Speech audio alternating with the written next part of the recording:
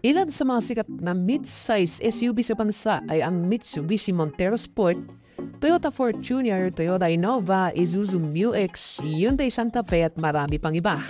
Pero lingid sa kalaman ng marami ay mayroon pa palang inilabas sa bansa na ngayon mo pa lamang din siguro makikilala dahil ito ang topic natin ngayon. Isang bagong SUV na siguradong magugustuhan mo rin dahil sa mga katangian nito na dito mo po lamang din makikita as affordable sa iba pero ang kalidad at pagiging moderno nito ay talagang mas advanced sa nakararami.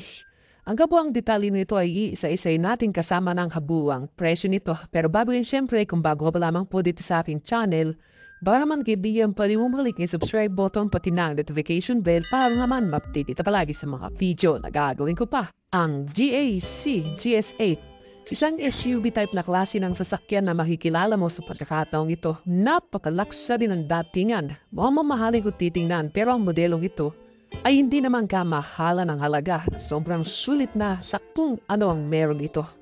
Hindi basta-bastang features at mga katangian na napaka-advanced talaga. Kaya na lamang ng pormahan ito. Dito sa external design ay napaka-luxury kung titingnan.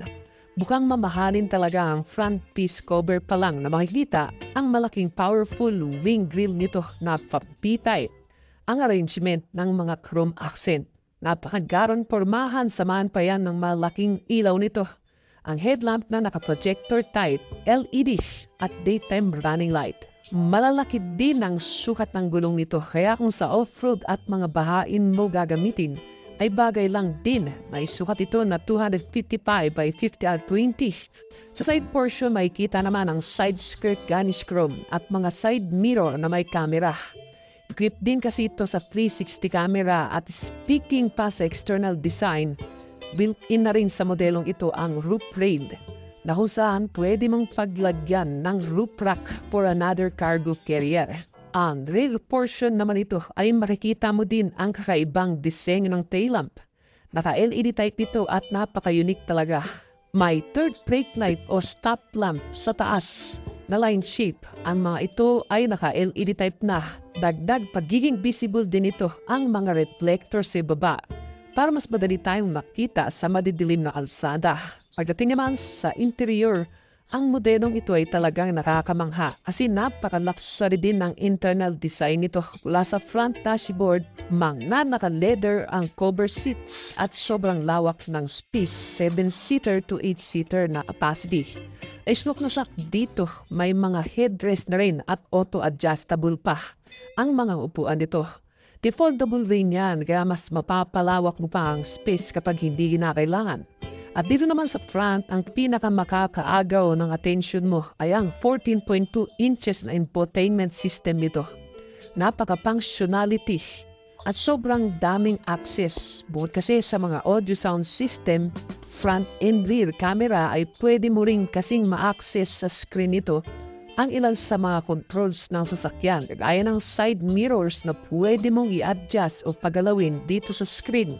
At pati na rin ang rear tailgate din ito ay pwedeng buksan dito sa screen. Napapalitan din ng color ang background at narito na rin ang mga controls ng aircon system at marami pang iba. Bukod pa dyan, may personalized in-voice control na rin itong kasama. Ang kayang gawin ng voice control nito ay buksan at isara ang mga bintana, mga ilaw at maging ang sunroof nito sa pamamagitan lamang ng voice command spill na masasabi mo. May kasama na rin itong wireless charging system at charging port sa harap at likod. Kaya hindi ka manganambang malobat ang gadget mo. Isa pa, may chiller na rin nga pala ito para sa mga malalamig na inumin. O kaya naman malalamig na pagkain ay pwede mo ring ilagay dito. May mga secret pocket with bottle and cup holder mula sa harap, second row at third row seat nito. Kaya sobrang convenient na rin para sa mga pasahero natin. Bukod kasi sa mga sistemang yan, may malakas na air condition at auto climate control system na rin. At ang switch naman ng aircon ay pwede ring makontrol ng mga pasahero sa likuran. Depende sa kanya-kanyang preference. Ang mga entertainment at communication, pati ang connectivity, ay hindi rin nawala sa modelong ito. Meron na itong smartphone connectivity, may Bluetooth, FM and AM radio. Android Auto at may speaker mula sa harap at likod na portion nito. Ang ilan din sa mga advantage pa nito sa magkakaibang brand competitor ay ang pagkakaroon nito ng panoramic sunroof at auto-open na tailgate kapag na-sense ang transmitter key nasa malapit. At ang panel gauge naman ito ay na-fully digitalized rin. Kaya ang mga information, notification at mga sign and function na lumalabas dito ay madali mo namang din maiintindihan. Pagdating naman sa makina ay hindi rin magpapahulian. Modelong ito na pinapagana ng 2.0 TGDI engine at may kabuwang displacement na 1,991 cubic centimeter with 4 cylinders, 16-valve dual overhead camshaft engine.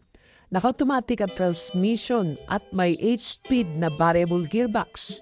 Kaya mag-produce ng maximum output na 248 horsepower sa kada 5,250 RPM. Maximum torque naman na 400 Nm sa kada 1,750 to 4,000 RPM.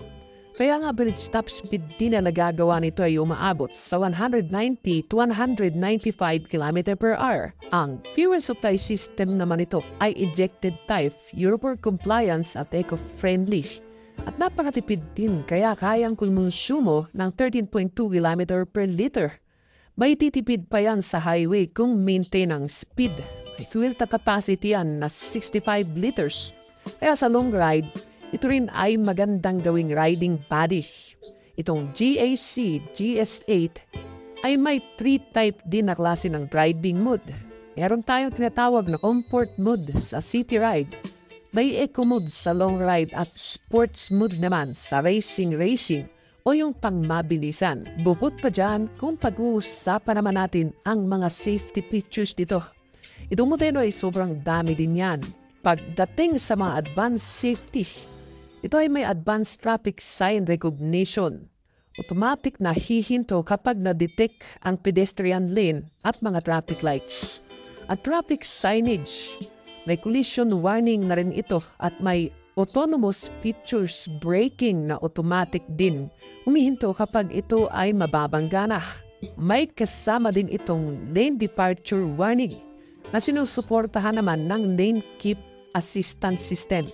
Nausan, wawarningan tayo kung ang minamaneho nating sasakyan ay lumalabas o lumalampas na sa linya o yung mga putol-putol na linya na makikita sa kalsada. May kasama na rin itong traffic jump assist na nagpapaalala sa driver na manatili sa lane o linya at para maiwasan din ang makakasagi ng mga kasabayan natin. Meron na rin itong integrated cruise control assist na tutulong din para maiwasan ang sagian. Hindi pa yun. Bukod sa mga advanced safety features na yan, ito rin ay nilagyan ng ADAS. Ang rule naman ng safety features na ito ay para maiwasan ang pagkabangga, pagkamatay at pagkaroon ng serious damage sa mga occupants nito. Dahil pinoprotektahan nito ang mga nakasakay at ang mga taong nasa paligid nito. Ilan pa sa mga safety measure na meron ito. May hill start at downhill assist control system na rin ito na magamit mo naman sa mga paahon o pababang klase ng kalsada. May front and rear sensor with parking sensor for better parking assistant. Kaya kahit ikaw ay baguhan pa lamang, hindi ka mahirapan mag-park sa mga masisikip na parkingan. Meron na rin itong kasamang ABS o anti-lock braking system na nag-a-unlock sa maigpit na kapit ng brake kapag bigla mo itong nagamit sa hindi naasang pagkakataon. Sinusuportahan din niya ng EBD o Electronic Brake Distributor. May kasama na rin brake assist para sa maayos na paggamit ng brake system. May vehicle stability control system na rin ito na nagpapanatili sa kalmado at panayad na pagbabiyahe kahit daanan man ng ulan at bagyo o kaya naman biglang maidaan sa malulubak mababatong kalsada o kaya naman sa mga biglang orbada. Para naman sa ilang mga basic safety sense pa nito ay kumpleto rin ito kagaya na lamang ng driver and passenger airbags. May mga seat belts na rin ito, may crash sensor, front and side impact beams at ISO fixed child mounts para naman sa mga bata nating kasama. Meron din itong day and night rear view mirror at marami pang iba. At kung pang off-road naman mga kaibigan, sinamahan na rin ng traction control system na sinusuportahan ng Vehicle Stability Control System na saan sa mga mababato, matutubig na kalsada ay safe at protektado ka rin ng mga sistemang ito. Nagpapanatili kasi sa maayos at kalmadong pagmamaneho na tumutulong upang hindi rin tayo mabalahura sa mga mapuputik na kalsada. Isa pa sa highlight nitong modelo ay ang pagkakaroon din ngayon ng Adaptive Cruise Control System. Ito ang sistema na kung saan ay hindi mo na kailangan pang tatakan ng matagal ang accelerator o gasolina. Isip mo lamang ang speed na ninanais mo ay kusa na itong aandar at nakadepende sa mga sasakyan na nasa harapan mo. Kung ito ay hihinto o tatakbo ng mabilis ay gagayahin din itong modelo. Kaya makaka-relax ka talaga sa biyahe niyan dahil para ka na rin naka-autopilot. Yun nga lang ginakailangan pa rin i-manage ang manubela at syempre hindi manual lang parking brake dahil ginamitan na rin ng electric parking brake. Ang modelong ito pagdating naman sa chassis at mga suspensions, sulit at napaka-reliable. Inamitan kasi yan ng MacPherson strut sa front suspensions at naka-multi-link with shock absorber and coil spring naman ang rear suspension nito. Ang braking system ay mapagkakatiwalaan na din dahil sa parehong na ATIS type ang front and rear brakes nito. Para naman sa dimension and capacity, ang kabuang haba nito ay may sukat na 4,980 mm. May lapad dito na 1,950 mm at taas na 1,780 mm. Ang wheelbase size nito ay nasa 2,920 mm at curb weight na 1,920 kg. Itong GAC o tinatawag na Guangzhou Automobile Group Corporation ay nagmula sa bansang China na itinatag noong pang 1954. Ngayon ay lumalaganap na rin sa iba't ibang bansa mula Asia hanggang sa European market. Itong modelo na tinalakay natin ngayon, nagawang GAC, ang GSA 2023 model, na parang European car na rin. Ang kasalukuyang presyo nito ay nagkakahalaga ng 2,298,000 pesos hanggang sa 2,648,000 pesos. Sa magkakaibang variant, may dalawang klaseng variant kasi ito na inilabas. Ang 2.0 GT automatic transmission na standard nito at ang top variant na 2.0T 4-wheel drive automatic transmission. Alright. So hanggang dito na lamang po siguro ating video pero bago po tayo magtapos ay nais ko po munang magpasalamat sa mga patuloy na sumusuporta at matangkilik at nagabang palagi sa mga video na ina-upload natin dito sa ating channel. Maraming salamat po at shoutout po sa inyo guys. Ngayon kung bago ka pa lamang po dito sa ating channel, baka naman kaibigan, pwede mo maklik yung subscribe button pati na ang notification bell para naman ma-update ito palagi sa mga video na gagawin ko pa.